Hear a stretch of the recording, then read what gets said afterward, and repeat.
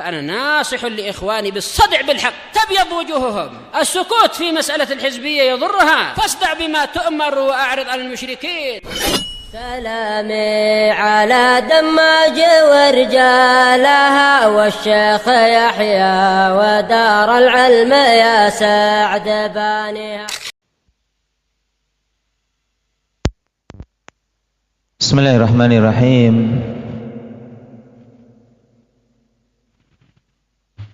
Alhamdulillahi hamdan katsiran thayyiban mubarakan fih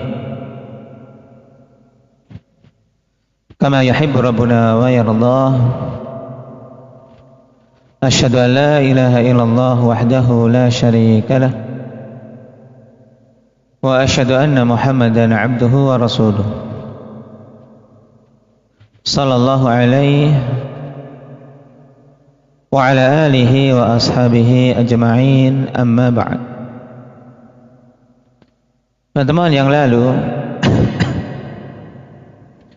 kita telah selesai dari bab yang ke-20 terkait metode para Mu'attilah. Nah, karena prinsip mereka dalam asma wa sifat yaitu apa? Menolak untuk menetapkan sifat-sifat bagi Allah Subhanahu wa taala yang akal malaikat tidak bisa menetapkannya. Dan dari sini kita ketahui landasan pokok mereka dalam masalah tersebut adalah akal. Nah, yang konsekuensi dari hal ini berarti apa? Berarti seruan Al-Quran dan Sunnah adalah seruan kekufuran. Demikian pula Al-Quran dan Sunnah tidak menjelaskan kebenaran, dan ini konsekuensi yang sangat jelas kebatilannya. Juga para sahabat tidak menjelaskan kebenaran atau bahkan jahil dari kebenaran. Dan yang lebih parahnya, berkonsekuensi menetapkan sifat kekurangan bagi Allah Subhanahu wa taala. Dan yang kemudian pada pasal setelahnya disebutkan syubhat-syubhat batilah dari Mu'attilah. Baik itu klaim adanya ijma' padahal tidak ada. Kemudian kias-kias yang fasid, yaitu kias yang rusak. Nah, yang mereka gunakan. Sekarang kita masuk pada Al-Babul Hadi wal Ishrun, bab 21.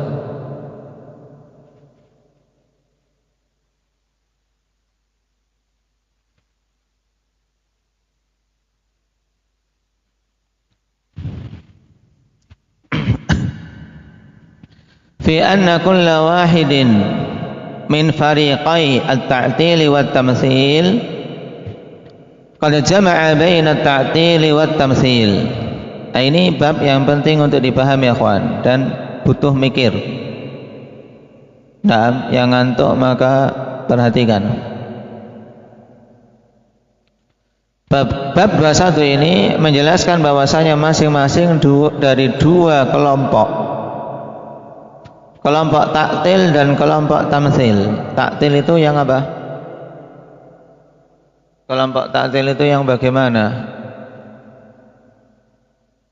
Iqbal.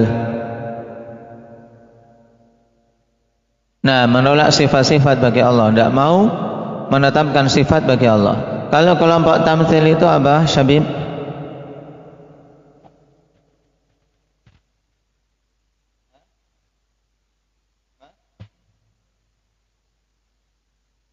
Memisalkan, bukan mencontohkan, yaitu menyamakan.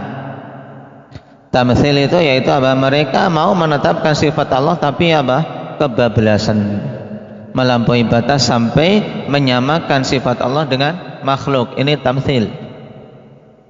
Jadi mereka kelompok yang menyamakan sifat-sifat Allah dengan sifat para makhluk. Nah, dua kelompok ini akhwan, firqah sesat ini, taktil dan tamtsil. Nah, masing-masingnya qad jama'a baina ta'til wa tamtsil, telah menggabungkan antara ta'til dan tamtsil.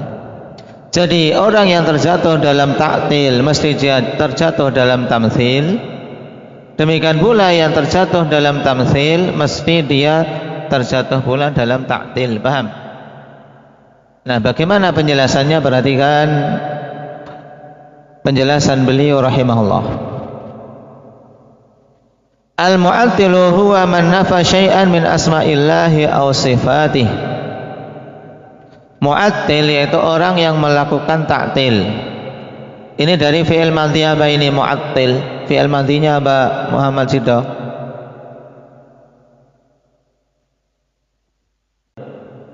Tayyib, dari attala tasydid fa'ala yu'attilu, isim fa'ilnya mu'attilun,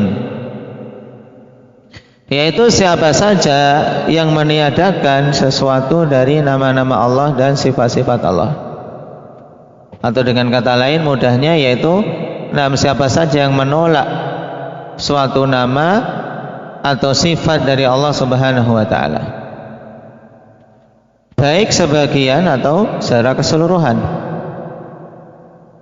Seperti Jahmiyah. Kalau Jahmiyah menolak semuanya, ikhwan. Mereka menolak nama dan sifat sekaligus. Ini Jahmiyah. Kalau Mu'tazilah, mereka menolak semua sifat dan masih mau menetapkan nama, tapi nama yang kosong dari sifat. Ini Mu'tazilah. Sedangkan Asy'ariyah, mereka mau menetapkan tapi sebagian saja, sebagian sifat-sifat Allah yang menurut mereka sifat-sifat itu sesuai dengan akal harus ditetapkan. Wa nahwihim, dan yang semisal mereka dari Kullabiyah, Maturidiyah dan seterusnya. Yang ada padanya penolakan suatu sifat. Wal mumatsil, ini juga wazannya sama. Wazan apa ini? Mumatsilun. Muhammad Aceh.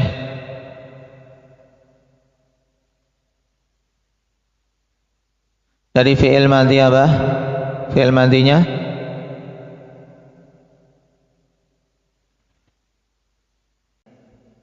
tayyib. Matsala yumatsilu tamtsilan mumatsilun. Taib. Huwa man athbata as-sifati lillahi mumatsilan lahu bi khalqihi, yaitu siapa saja menetapkan sifat-sifat bagi Allah dalam keadaan dia menyamakan sifat-sifat tersebut dengan makhluknya. Jadi menetapkan sifat, tapi apa? Dia tetapkan sifat yang sama dengan sifat makhluk. Kamu taqaddimir rafidhati wa nahwihim, seperti orang-orang Rafidhah awal dulu dan yang semisalnya.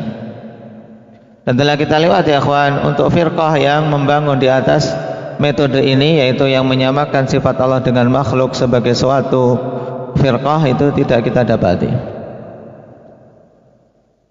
Cuman keyakinan beberapa tokoh-tokoh sesat saja. Karena secara dasar, secara fitrah memang manusia mengingkari ini. Bahkan banyak dari firqah-firqah tersesat, mereka tersesat karena apa? Ingin lari dari hal ini, ya tidak? Ingin lari dari penyamaan Allah dengan makhluk. Cuman karena tidak mendapatkan taufik, akhirnya jatuh dalam kesesatan yang lain. Qala wa haqiqatul amri anna kulla mu'attilin mumatsilun wa kulla mumatsilin mu'attilun. Dan pada hakikat perkaranya, semua mu'attil itu mumatsil dan semua mumatsil itu mu'attil. Paham Humam? Paham ini? Hakikatnya semua orang yang menolak suatu sifat dari Allah itu sebenarnya telah menyamakan Allah dengan makhluk. Dan sebaliknya semua yang menyamakan Allah dengan makhluk hakikatnya telah meniadakan sifat dari Allah. Lu kok bisa? Perhatikan setelahnya. Amal mu'attilu fata'tiluhu zahir. Adapun mu'attil maka penolakan dia terhadap sifat Allah itu nampak, ya kan? Karena memang mereka menolak sifat. Terus kok mu'attil dikatakan mumatsil, dari mana ini? Mu'attil dikatakan mumatsil. Wa amma tamthiluhu fa wajhuhu annahu innama attala li'annahu i'taqada anna itsbat as-sifati yastalzimu at-tashbih. Sisi mu'attil dinamakan mumatsil, ikhwan. Kalau dikatakan mu'attil jelas. Sekarang jatuh dalam tamtsil, kenapa? Dari sisi bahwasanya hanyalah dia itu meniadakan suatu sifat dari Allah dikarenakan dia berkeyakinan bahwa menetapkan sifat-sifat itu berkonsekuensi adanya penyerupaan Allah dengan makhluk. Paham? Jadi dalam keyakinan mereka sudah ada keyakinan kalau menetapkan sifat berarti menyamakan Allah dengan makhluk. Berarti dari sini mereka telah apa? Menyamakan sifat itu dengan sifat makhluk terlebih dahulu, baru kemudian menolaknya. Paham? Paham Akmal? Baik.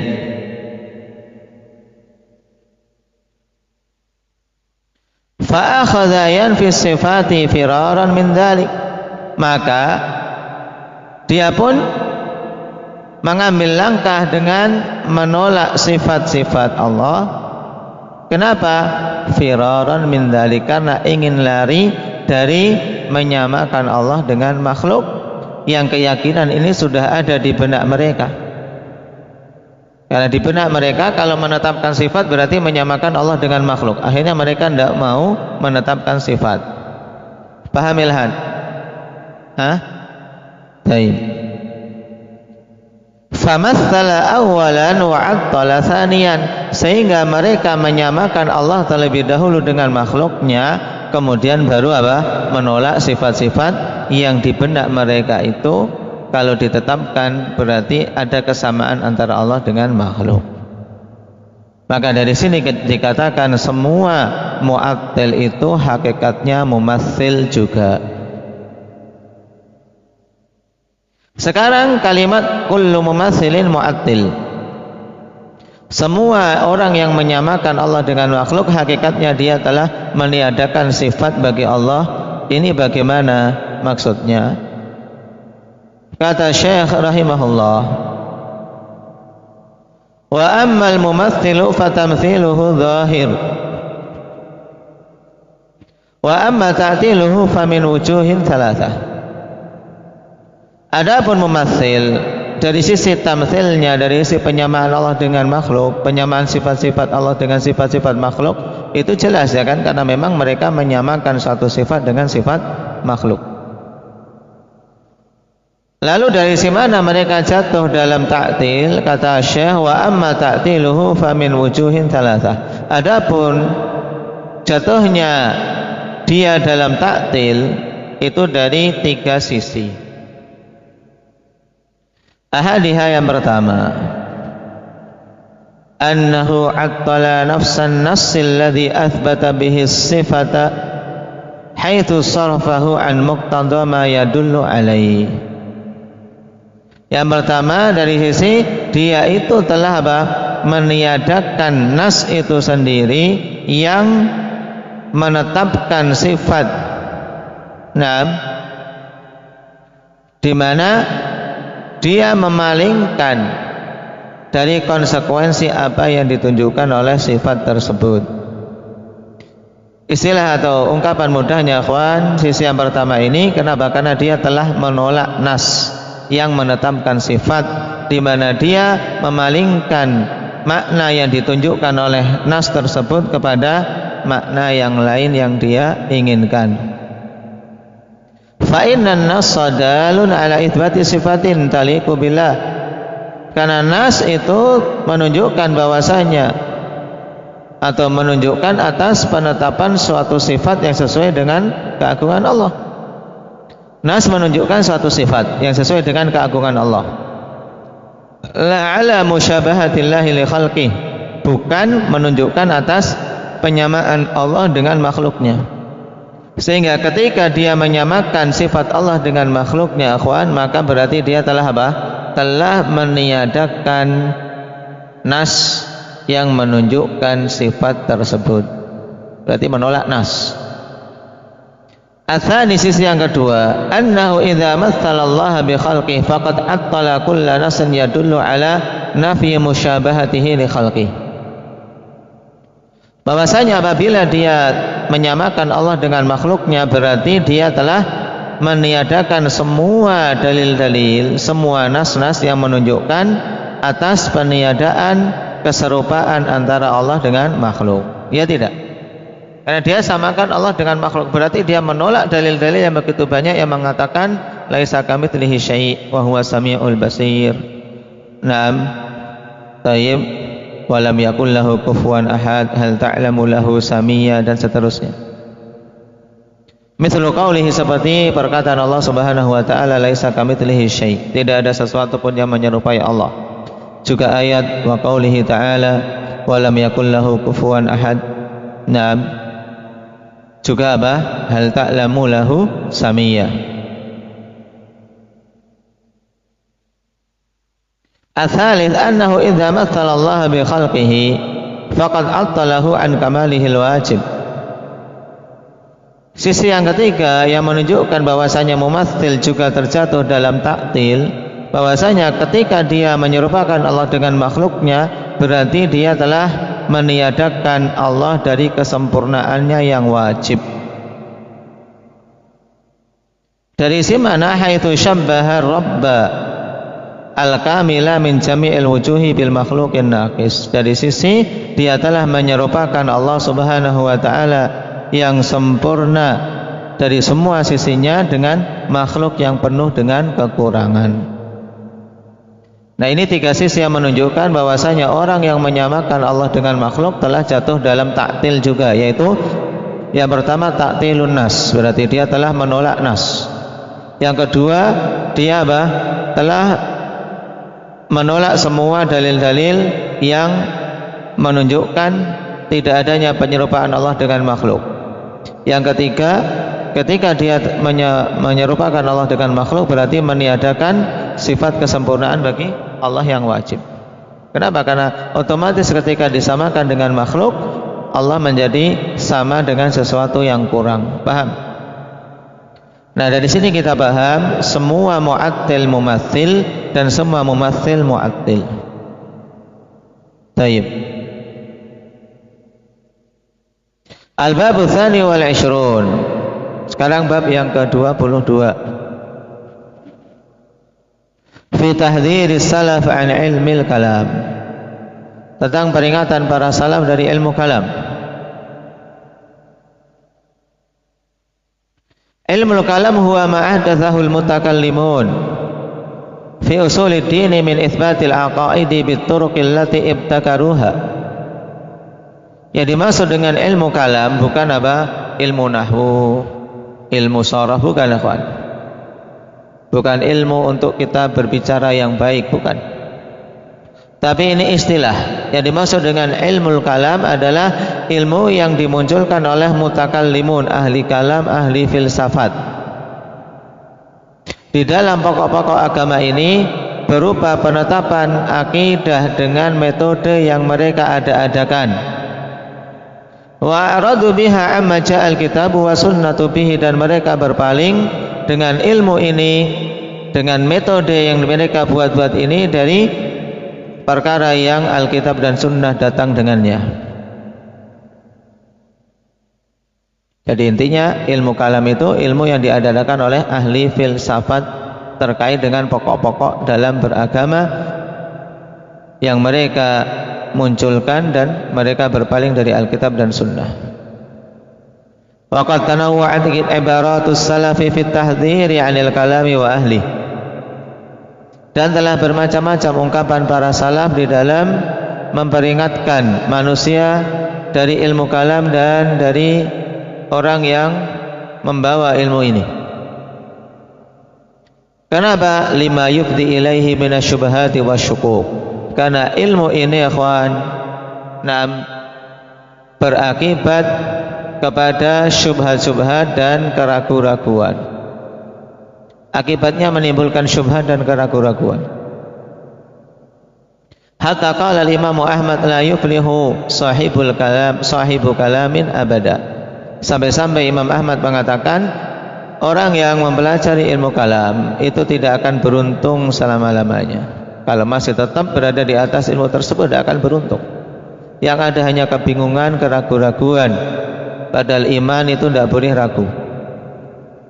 Qala Syafi'i rahimahullah, hukmi fi ahli al-kalam an yudrabu bil jarid wan ni'al wa yutafu bihim fil asyairi wal qabail wa yuqal hadha jazaa'u man taraka al-kitaba wa sunnah wa aqbala ala ilmil kalam.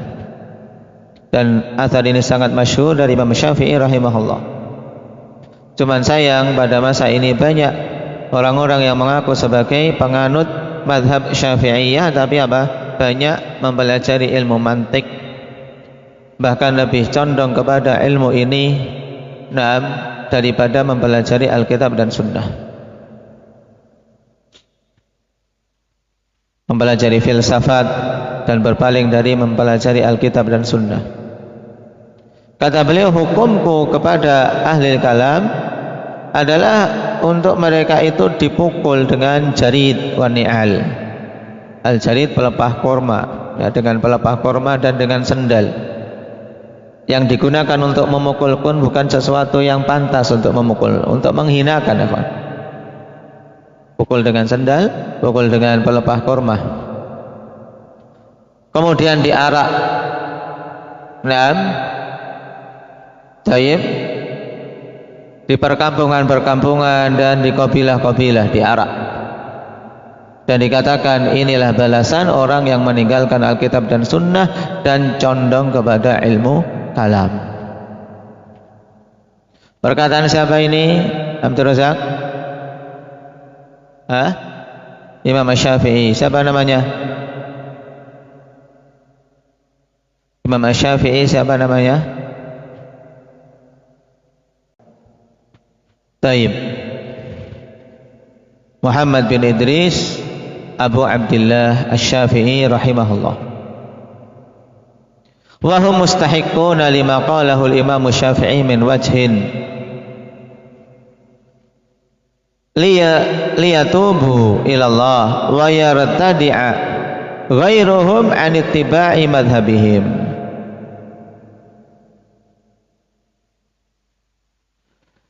Dan sungguh memang mereka itu pantas.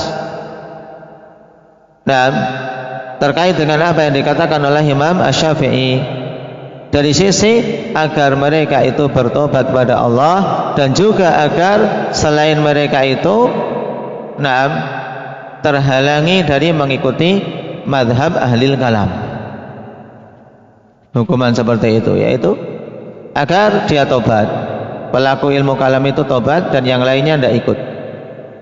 Wa idza nadarna ilaihi min wajhin akhar faqad istawlat alaihimul hayrah wastahwadha alaihimush syaitan fa innana narhamuhum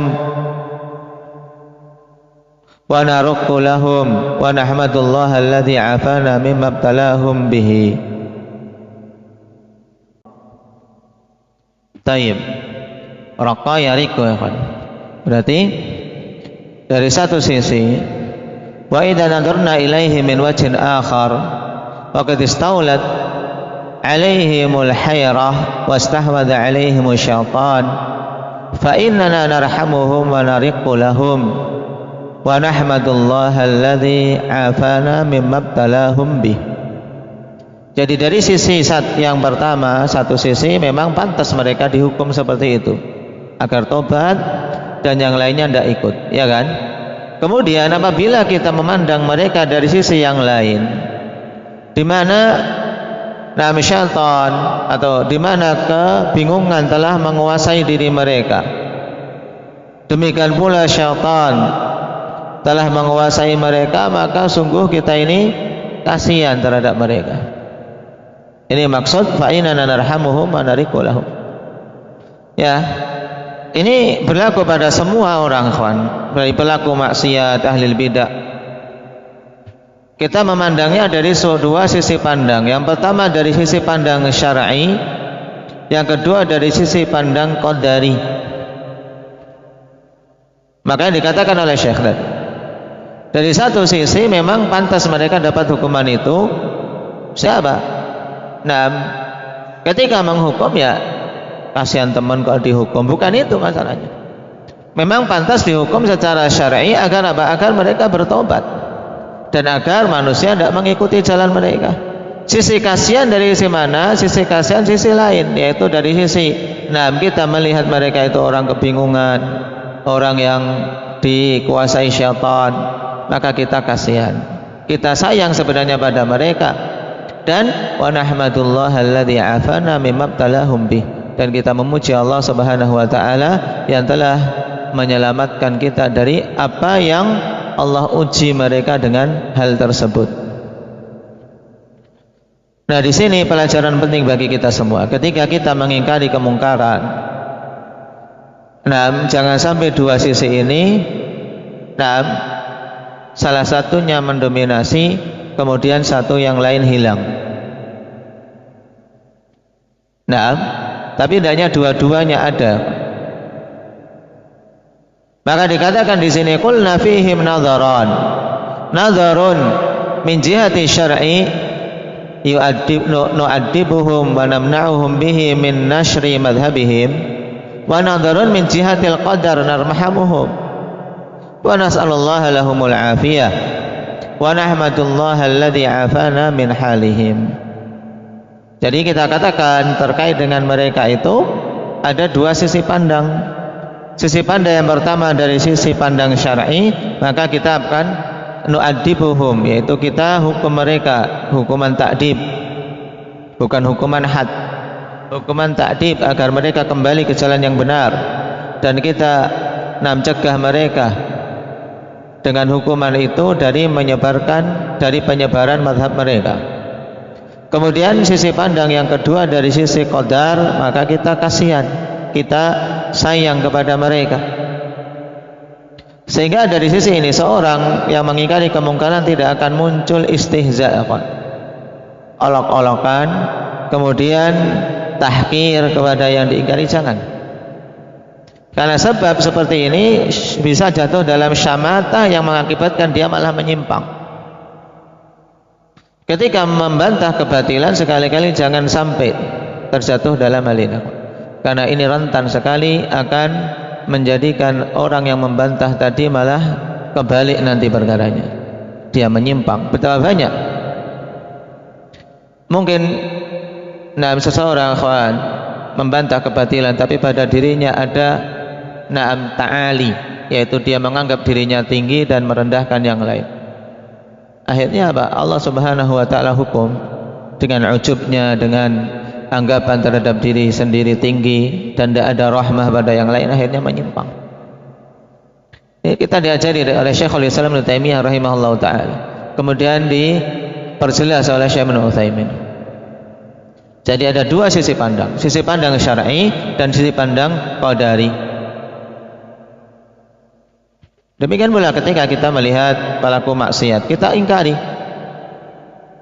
Memang kita mampu mengingkari dengan tangan, ingkari dengan tangan. Tapi tetap jangan sampai hati kita itu lepas dari sisi pandang qadari, yaitu kita lakukan itu karena sayang pada mereka, agar mereka tidak terus-terusan di atas keburukan. Bukan karena apa? Bukan karena kita membenci, bukan karena kita menganggap diri kita suci, sedangkan mereka itu orang-orang yang kotor, tidak. Tapi kita dari sisi ini kasihan pada mereka, kemudian kita memohon pada Allah agar Allah berikan hidayah, juga kita memuji atas keselamatan yang diberikan kepada kita. Nah, jika seperti ini, biidznillah seorang akan terjaga keistiqomahannya. Taib.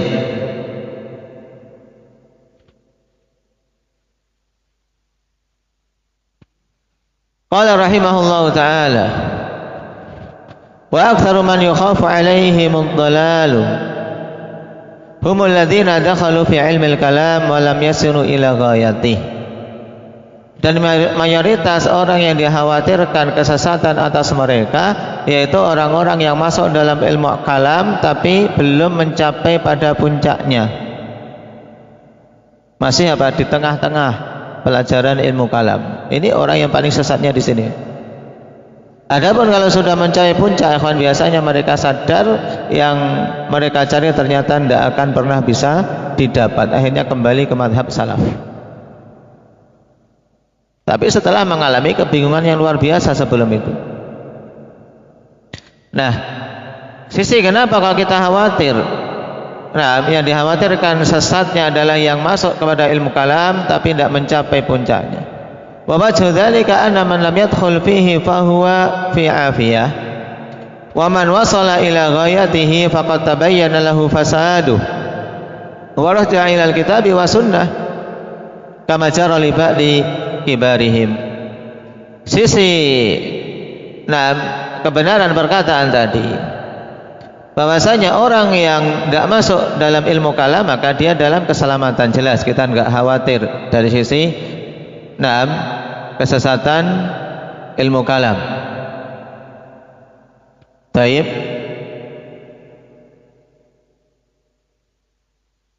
Dan dalam syarah ikhwan, Syekh mengatakan minal ahsan kitabatu minhu ba'daha, maka antum tambahkan anna man yadkhul fihi fahuwa fi afiyatin minhu. Nah, zadal muallif fi syarhihi kalimah minhu.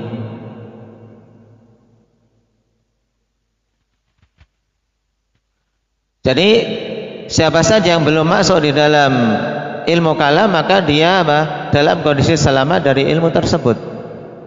Karena bukan keselamatan secara mutlak ya kan.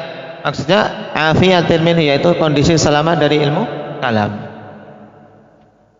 Tapi belum tentu dari yang lainnya. Cuman kita berbicara pada ilmu kalam itu. Wa man wasala ila ghayati, dan adapun orang yang telah mencapai puncaknya faqad tabayyana lahu fasaduh, maka sungguh dia telah jelas baginya kerusakan ilmu kalam, maka akhirnya akan kembali kepada Alkitab dan Sunnah sebagaimana telah terjadi pada sebagian pemuka-pemuka ilmu kalam. Fayamqal khataru ala man kharaja 'ani siratal mustaqim wa lam yatabayyan lahu haqiqatul amri. Dan tersisa bahaya atas siapa? Atas orang yang keluar dari jalan siratal mustaqim, masuk ke dalam ilmu kalam tapi belum jelas baginya hakikat perkara ilmu kalam itu sendiri. Nah, ini orang yang tersesat dengan kesesatan yang sangat. Taib.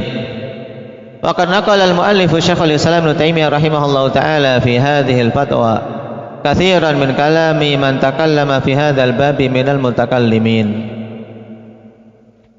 Dan muallif yaitu Syekhul Islam Ibnu Taimiyah telah menukilkan dalam fatwa Hamawiyah ini banyak dari perkataan orang-orang yang berbicara dalam bab ini dari kalangan ahli kalam, di mana setelah mereka mencapai puncak tahu bahwasanya tidak ada hasil yang dicapai, bahwasanya yang benar itu adalah pada Alkitab dan Sunnah. Qal wa inna kunna mustaghnina bil kitabi wa sunnati wa athari salafi an kulli kalamin walakinna katsiran minan nasi qad sara muntasiban ila ba'di tawaifil mutakallimin wa muhsinan lidh-dhanni bihim duna ghairihim wa mutawahhiman annahum haqqaqu fi hadzal babi ma lam yuhaqqiqhu ghairuhum falau ata bi kulli ayat falau utiya bi kulli ayatin ma tabi'aha hatta yu'ta bi syai'in min kalamihim. Syekhul Islam mengatakan walaupun sebenarnya ya bagi kita ini sudah cukup dengan Alkitab dan Sunnah serta athar para salaf dari semua ilmu kalam, tidak butuh kita ilmu kalam. Akan tapi banyak dari manusia, mereka menisbahkan diri kepada sebagian kelompok ahli kalam, dan berprasangka baik terhadap mereka dan tidak berprasangka baik kepada selain mereka. Karena apa? Karena ada salah sangka, ya, mutawahiman annahum haqqaqu fi hadzal bab. Ya, mereka salah sangka bahwasanya ahli kalam itu orang-orang yang ahli tahqiq, yaitu yang betul-betul membahas dengan mendalam dalam bab ini, yang orang lain, kelompok lain tidak mencapai itu. Sehingga seandainya didatangkan dengan semua ayat, tidak akan mau mengikuti sampai didatangkan dengan sesuatu dari apa? Dari kalam mereka. Makanya Syekhul Islam ikhwan banyak dalam bantahan-bantahan beliau menggunakan apa? Metode ahli kalam juga. Untuk apa? Untuk ini tujuannya. Maka terkadang kita juga ikhwan, bagi para talabatul ilm, butuh sedikit mengetahui apa-apa istilah ahli kalam untuk bisa membantah mereka. Kenapa? Karena mereka itu aqlaniyun, kalau didatangkan ayat dan hadis mereka mentah, tidak akan dianggap. Tapi ganti kita memberikan logika-logika tayyib yang masuk di akal mereka, mereka menerimanya. Baru setelah logika tersebut kita sebutkan dalil-dalil Al-Quran dan Sunnah.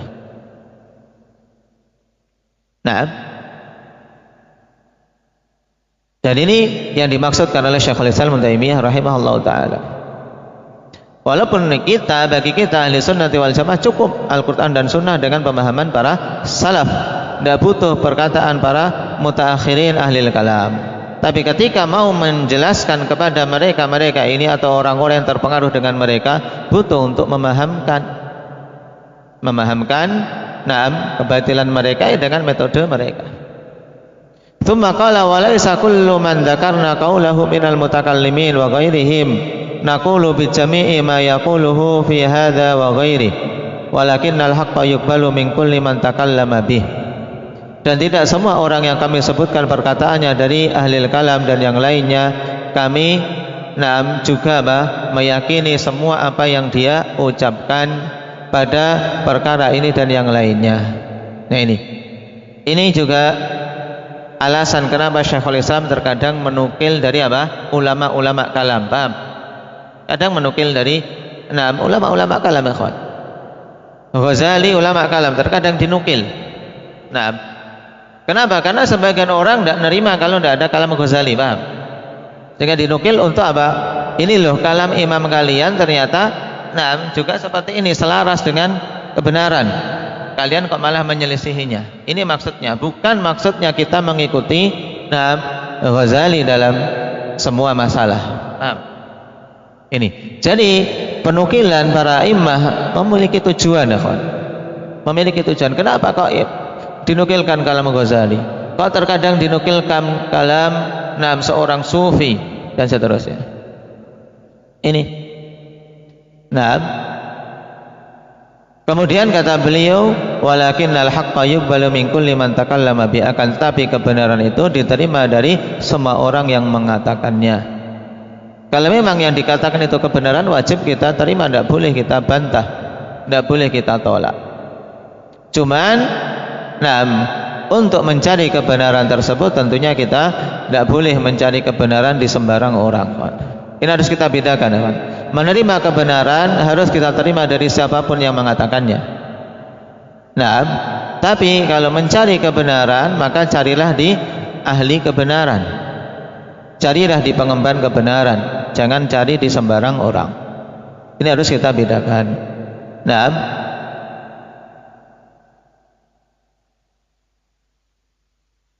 Ini untuk apa?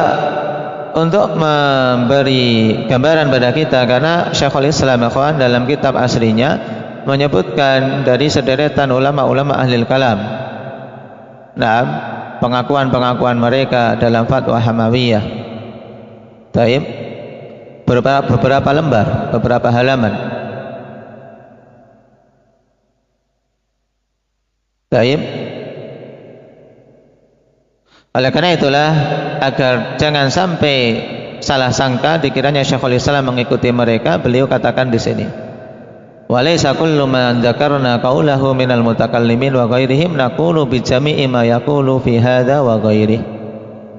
walakinnal haqqa yuqbalu min kulli man takallama bi. Ini menunjukkan insaf yang luar biasa dari Syekhul Islam Ibnu Taimiyah rahimahullahu taala. Fabayyana rahimahullah anna al-gharada min naqlihi bayanul haqqi min ayyi insanin wa iqamatil hujjati ala haula min kalami a'immatihim wallahu a'lam. Nah, ini intinya disimpulkan oleh Syekh Ibnu Utsaimin, ringkas padat. Jadi Syekhul Islam menjelaskan bahwasanya tujuan dari menukilkan perkataan para imam-imam ahli kalam adalah untuk menjelaskan kebenaran dari siapa saja yang mengatakannya dan menegakkan hujjah atas mereka-mereka dari perkataan imam-imam mereka sendiri. Nah, kenapa? Karena sebagian orang kalau yang mengatakan imamnya akan apa? Akan nurut. Taib. Ini. Sehingga ketika telah disampaikan ini loh perkataan imam kalian hujjah, sangat kuat tegaknya. Makanya juga saya nasihatkan bagi para talabatul ilm untuk di negeri kita menguasai kalam, menguasai perkataan Imam Asy-Syafi'i rahimahullah, atau pada pembahasan-pembahasan fikhiyah yang diperselisihkan. Cari kalam Imam Asy-Syafi'i rahimahullah. Kenapa? Karena banyak manusia kalau mendengar ini perkataan Imam Asy-Syafi'i lebih mudah untuk menerima. Masalah musik, Imam Syafi'i rahimahullah ta'ala jelas, tegas, karena memang ini ijma' kesepakatan a'immah madhab, jumhur madhab fuqaha menyatakan tentang haramnya musik-musik. Tayyib. Ini contoh. Barakallahu fikum. Naktafi bihadza walhamdulillahi rabbil alamin.